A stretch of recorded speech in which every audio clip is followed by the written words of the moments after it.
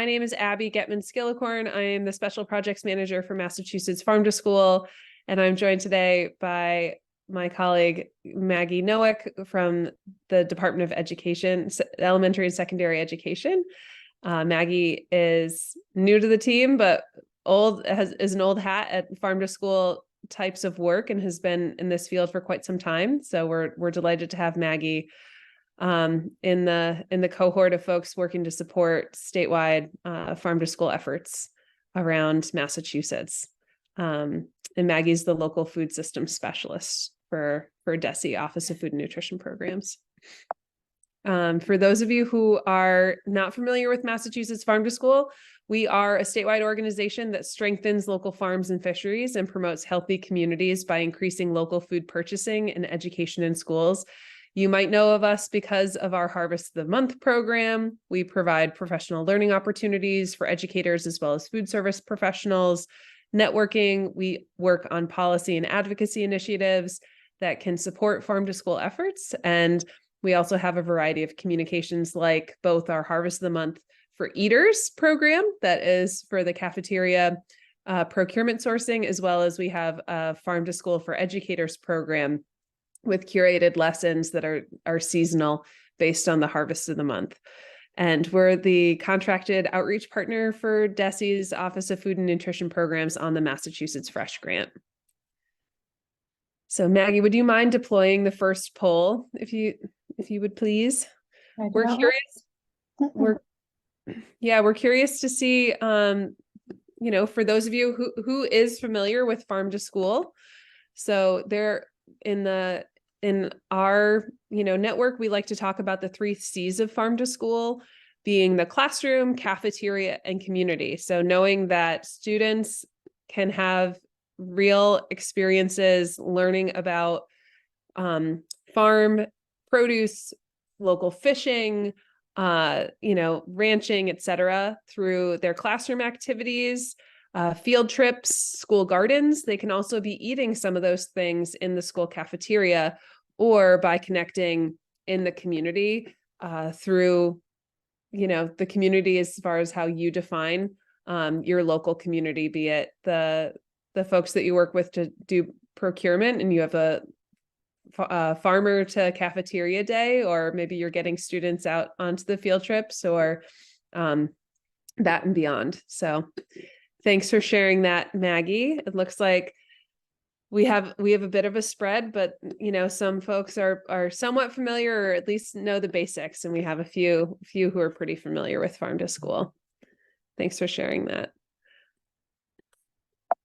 So we'll talk about the 3 C's in our presentation today. The Massachusetts Fresh Grant is a new statewide farm to school grant, and it's both farm to school and farm to early education grant program that's administered by the Department of Elementary and Secondary Education. It is funded through COVID recovery funds. So if you saw any of the recent communications from Mass Farm to School with action alerts, or if any of you attended our legislative briefing this past week, it is because Mass Farm to School has efforts to support this work continuing past the current funding cycle.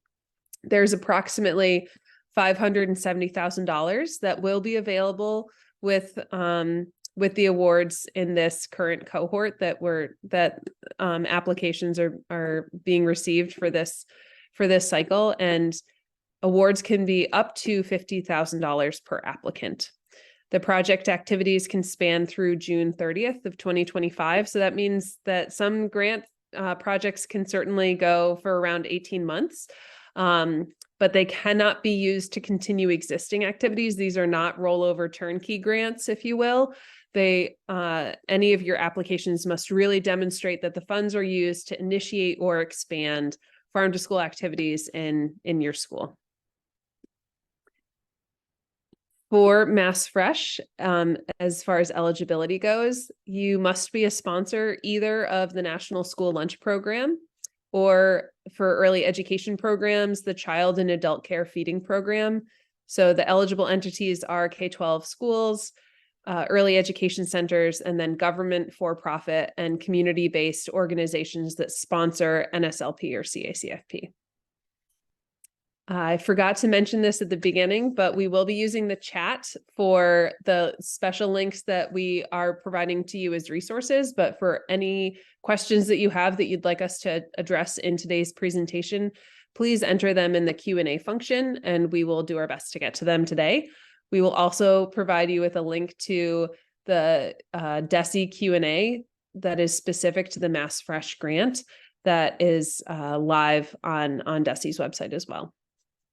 We also wanted to orient you to some of the past K-12 Mass Fresh awardees from last spring. So Boston Public Schools, Bridge Boston, Dr. Franklin Perkins School, Fitchburg Public Schools, Gloucester Public Schools, Medway Public Schools, Northampton Public Schools, Provincetown Public Schools, Shiloh House, Somerville Public Schools, and Springfield Public Schools were all recipients of the inaugural funding last spring. And there is communication and kind of grant highlights that are available on the Mass Farm to School website. And I'll drop more of those links in the chat in a little bit. But these are photos from some of the grant activities that were taking place this spring that were funded by, farm field trips funded by Mass Fresh, new garden installations and garden programming happening on site at schools because of the Mass Fresh funds. So Maggie, would you like to take it from here in talking about the grant award tracks? Sure, happily. So, great. There are two options for K through 12 applicants in terms of applying. You can apply either as a new K through 12 Farm to School Initiative grant, and we'll go through an example in a second what this would look like. But the intention that this is an applicant that is new to Farm to School, that has not had any formalized Farm to School convening or activity to date, and the funding is really going to kick that off for your district or your entity. Expanding on the other end is all the rest of the folks involved, and our folks that have been in the Farm to School arena for quite some time. In both cases, it's the same application process and the same grant size. You can apply to receive between $5,000 and $50,000. But Abby, yes, feel free to go to the next slide. If you're trying to get a sense of whether you would qualify as a new Farm to School grant or grant initiative, we have put together just some guidance of a way to think and define that for yourself. You've probably heard of the Farm to School 3 C's, which is the classroom, the cafeteria, and community. And for folks that have none or just one area of the Farm to School 3 C's that you're engaged in now, and this funding is going to support the expansion to another C or to all 3 C's, you would be in this new Farm to School grant track. So again, this is if you have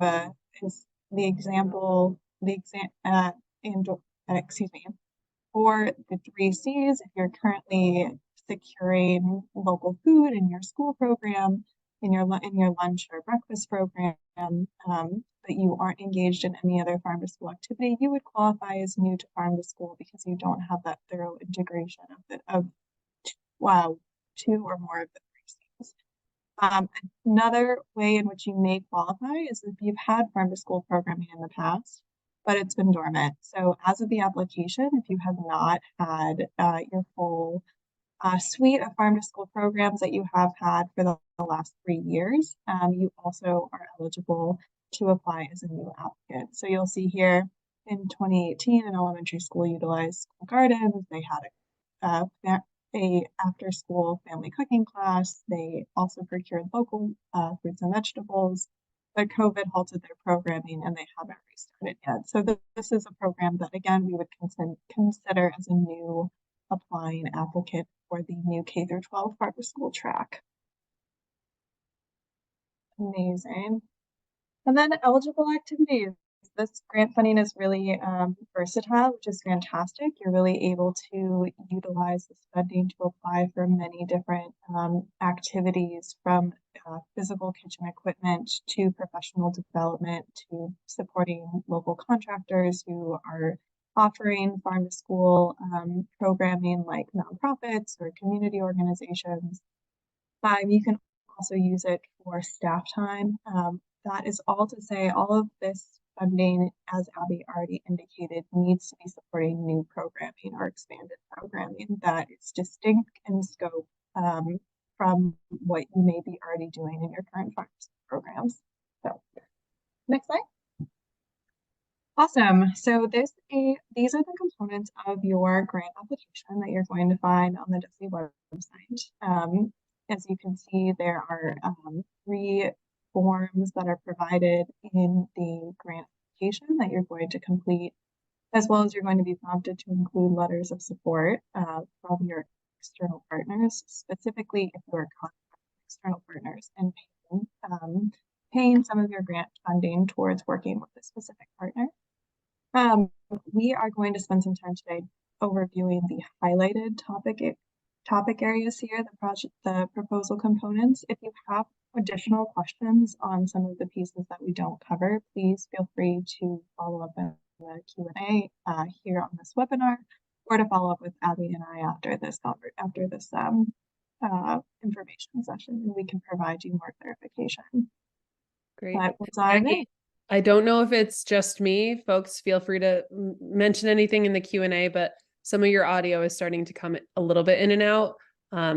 So if folks are saying that they're having a hard time hearing you, please let us know through the Q&A function and I will hop in. Thank you. Awesome. And yeah, and maybe I will take a pause and get headphones if that continues to persist. But thank you, Abby.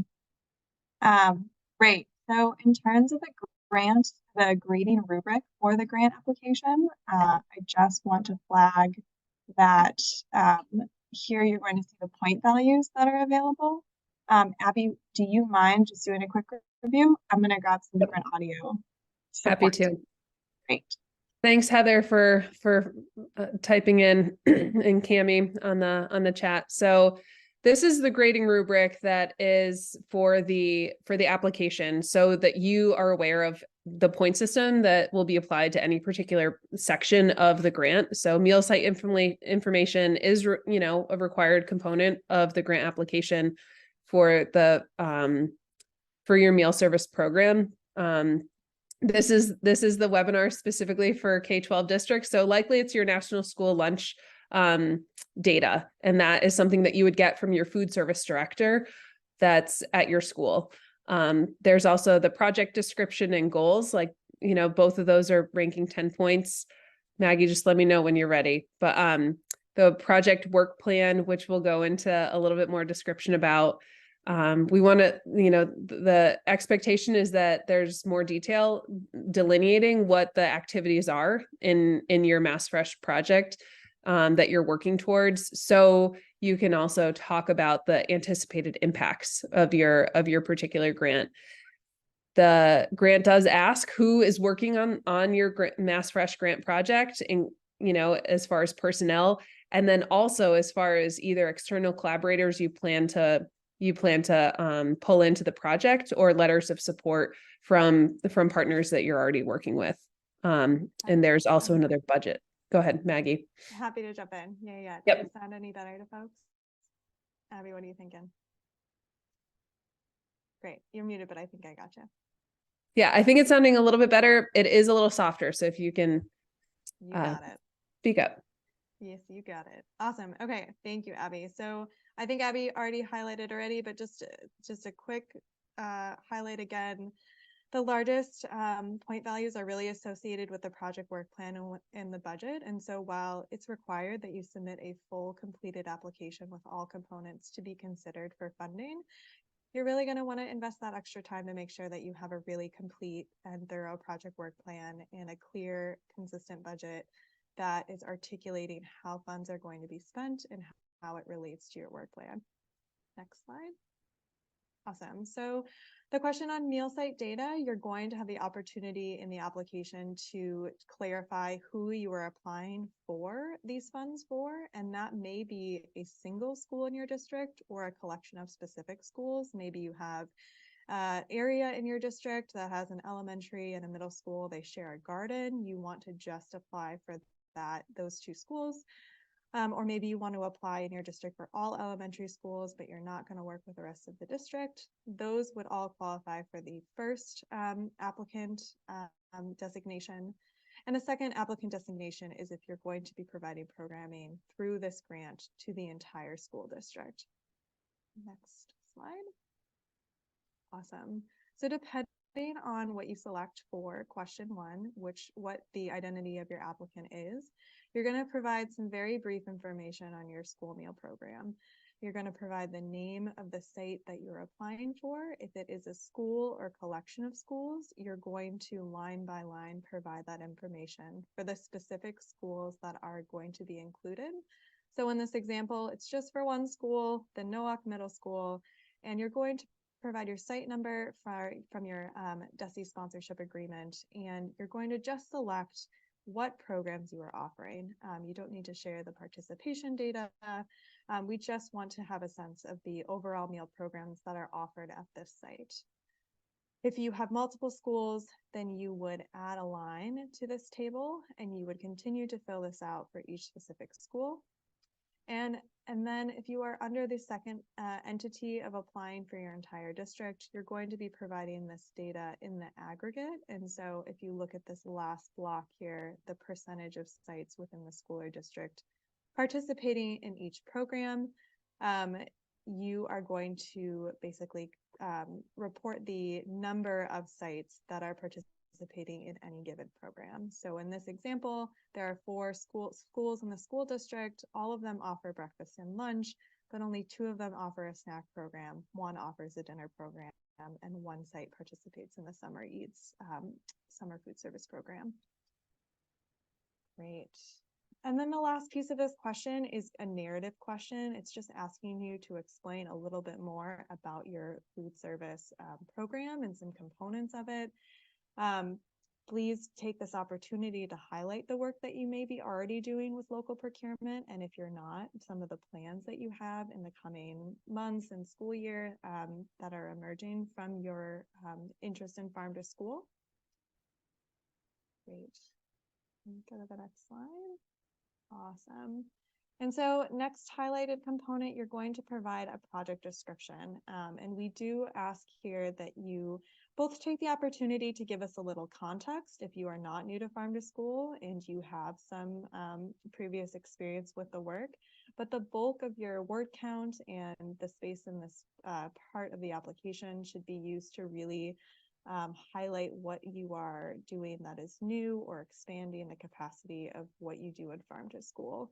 If you're new to farm to school, this will just be an opportunity for you to explain your project in narrative form and give us a bigger sense in context for what your ultimate goals and activities are going to be for your funded project. So the last thing I'll highlight here is that, as you fill out this application and develop your proposal, strong applicants will do a really good job connecting how food system education and professional development are connected to the availability of nutritious, minimally processed local ingredients like fruits and vegetables that are offered during your school lunch or school breakfast or other meal programs that you're offering in your district.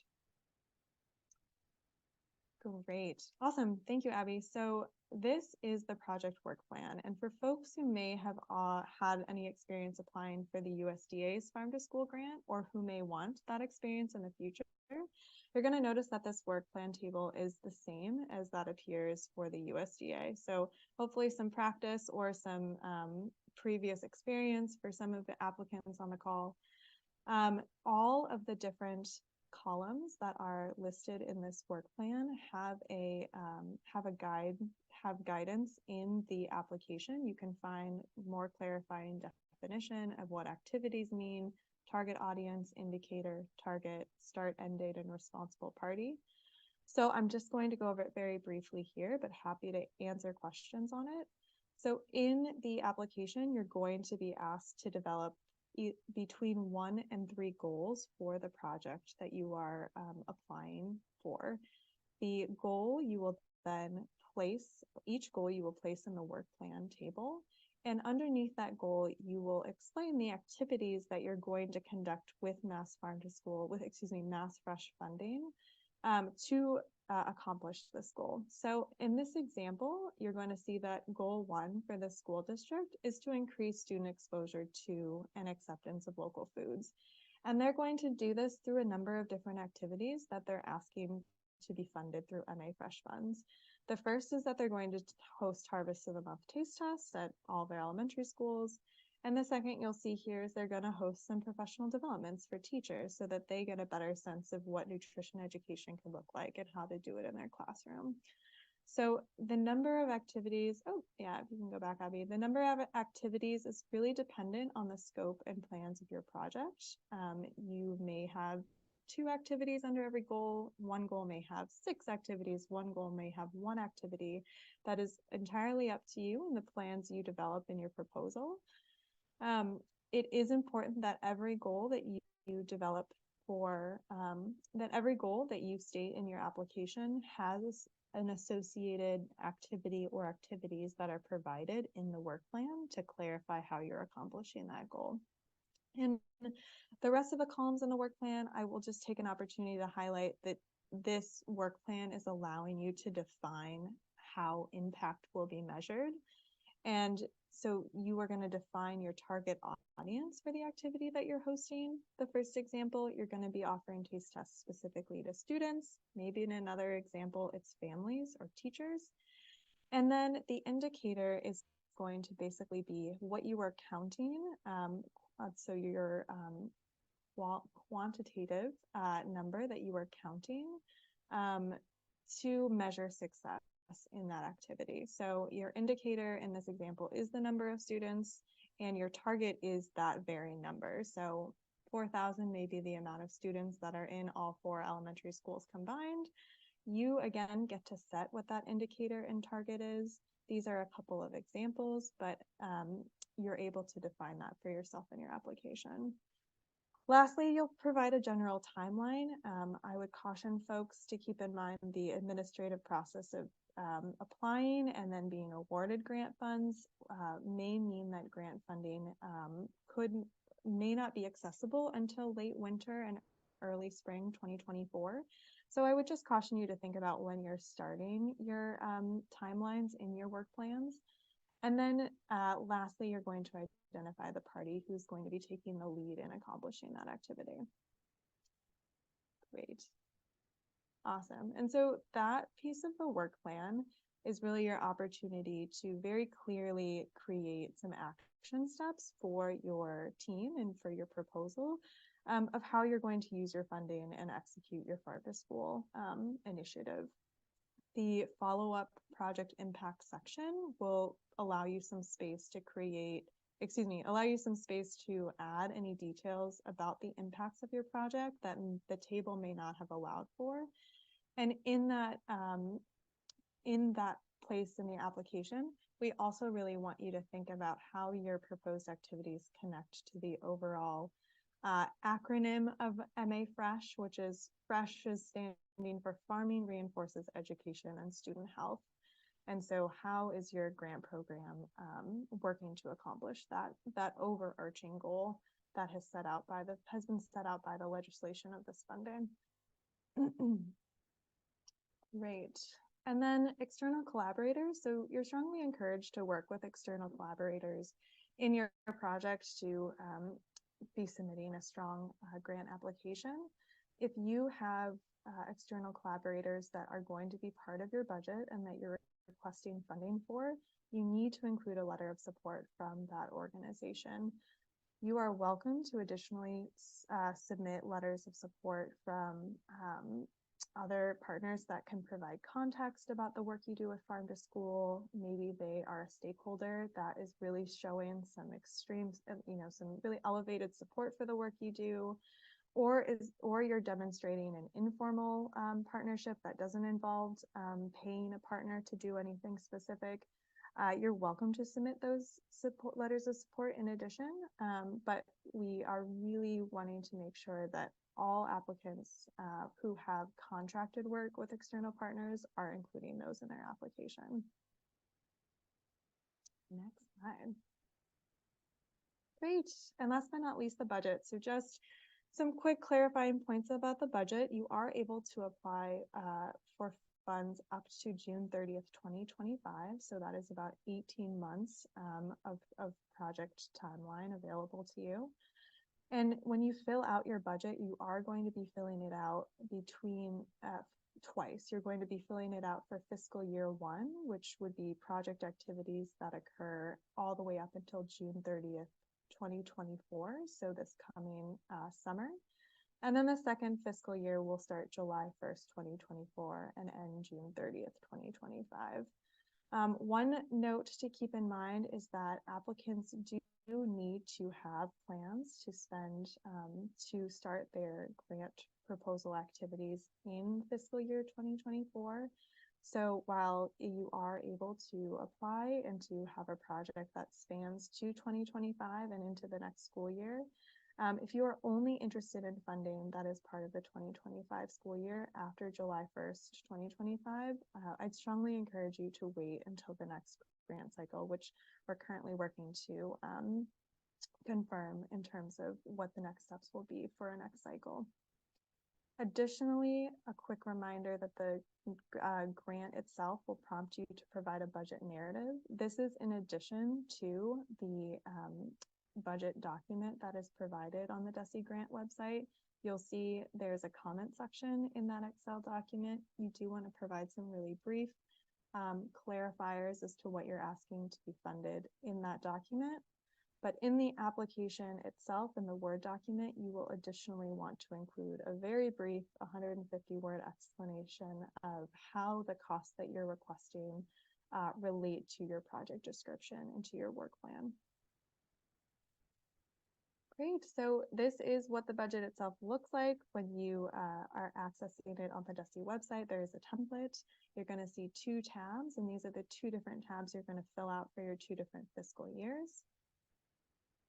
In this example, you're going to see here just some examples of line items. So in this grant, there's someone who is requesting funds for support staff, and they're filling out, in this case, they're just providing a flat stipended rate, and they're putting some additional information in the comment section of how that's going to be paid out and for what specific purpose.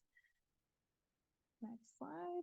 Awesome. And then there are some additional requests for some contracted services. Potentially this is for a local nonprofit that's working with the school to conduct some part-time garden education. And then there are some supply requests for some structural investment, some classroom materials, and some garden materials. And then lastly, there's some requests for travel. There's some interest for this grant applicant to do some farm field trips, which is designated here. So once you fill out your budget with all the different costs that you're going to be applying for, the formula in the budget, Abby, if you go to the next slide, will calculate the total funds for you. The only additional thing that you'll want to check and make sure is that the costs are allowable, so that you are applying for project components that are new and are expanding from programs that you currently manage, and that you're making sure that you include your budget narrative in the application narrative. Awesome. Great. Okay, so this is what the grants website is going to be. I'm sure so many of you are very familiar with the DESE grant website. One super quick note is because of some administrative changes in where our funding is coming from, which is actually really exciting and hopefully going to mean further sustainability for future Mass Farm to School funding. The grant code for this Mass Fresh grant is currently under construction, is changing. So this does not affect the application process at all. It also should not affect your experience applying. The only thing you'll want to note is that currently up on the website, and honestly may even be to the moment, I just saw an email come through, you're going to see funding code 715, and the funding code will be changing to funding code 710. When you are submitting your applications, please just do check that the applications that you have filled out do have funding code 710. If not, I will hopefully be giving your application another check, and we'll send it back to you to make that adjustment. Nothing additional will shift about the application process, but just want to make that note and apologize for any inconvenience on that. We're excited to be investing some additional funds in the program, which is great. Next slide. And so I would just ask, understanding that we've gone through a bunch of the content of the application, and Maggie did offer like, oh, please change the funding code. That's a really important detail to be aware of. The current application that's on the website, you should absolutely be using for your planning purposes, but I strongly encourage you to double check the funding code is accurate to the 710 before you submit that content over to DESE, because we do believe this is going to be a pretty competitive application pool, and you want to make sure that your application is as tight as possible. Yeah. And very, very emergent news. I did in fact just get the update that the funding code has been updated. So I just put in the chat, this is the 710 newly updated grant application page. So you shouldn't see the 715, it should be taken down. But what I've just placed in the chat, and please do let me know if you cannot see it, is the accurate updated 710 funding code for this grant. So please apply with those application documents. Amazing. Thanks, Maggie, for that breaking news. Breaking news On a Friday the 13th afternoon. But yes, so, and you're going to see here, applications are going to be submitted via email directly to me, to Margaret C. Nowak at mass.gov. And just a helpful reminder on the application process, we want you to take as much time as you need to put together a thorough application. The deadline is November 17th. That said, if you are able to get your application in, earlier, a few days to a week or 2 weeks earlier, it just does allow our team to take another look that you are submitting a full application.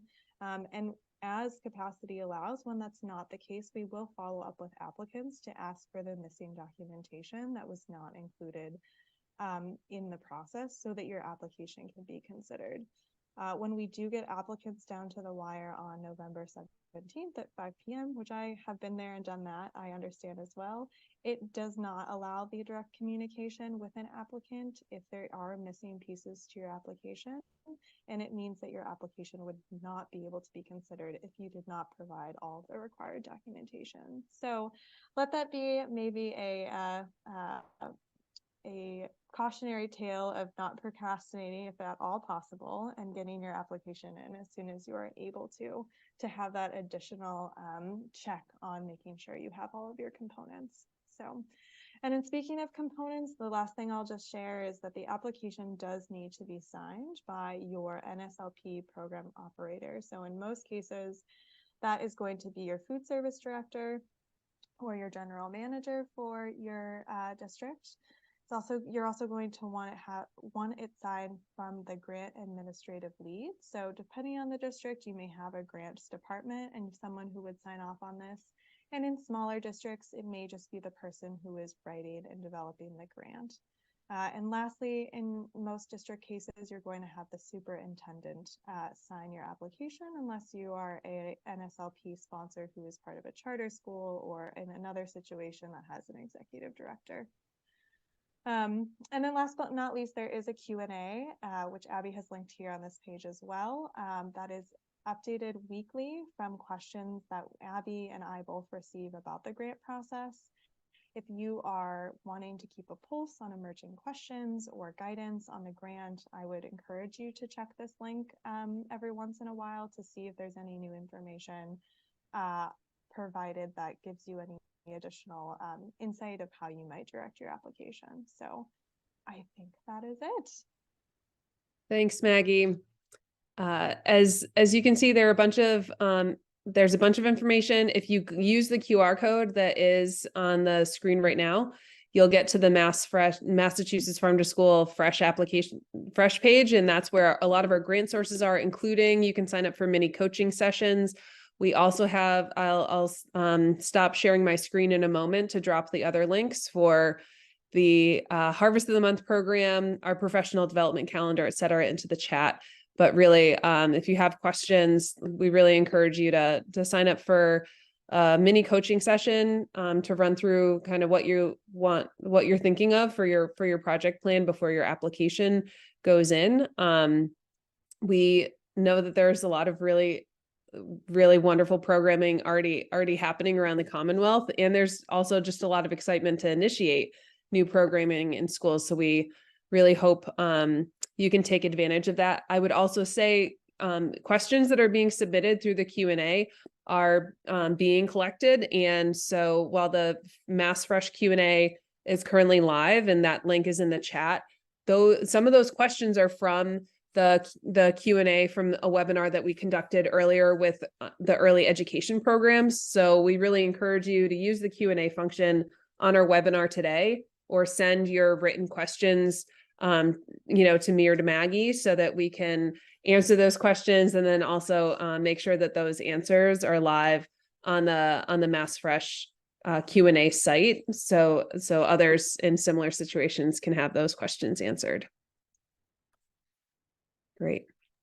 Awesome. With that, do you want to? Yeah, with that, I'd like to stop sharing so I can pull the links and start dropping those in the chat, and I'll stop recording and we can start getting through any of the Q&A that's coming through.